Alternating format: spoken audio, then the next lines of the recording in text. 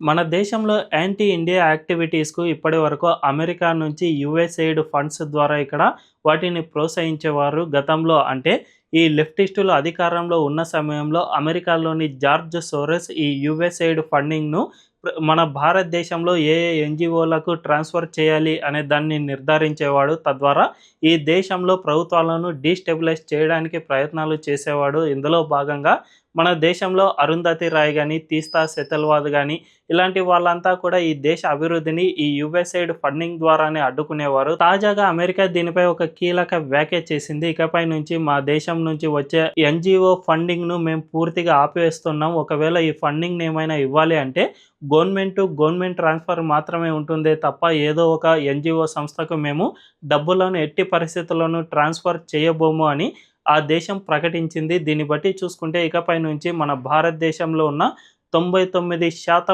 ఎన్‌జీఓలు పూర్తిగా క్లోజ్ కానున్నాయని స్పష్టంగా అర్థమవుతోంది. మరి ఈ విషయంపై మీ అభిప్రాయం ఏంటో కామెంట్‌ల రూపంలో తెలియజేయండి.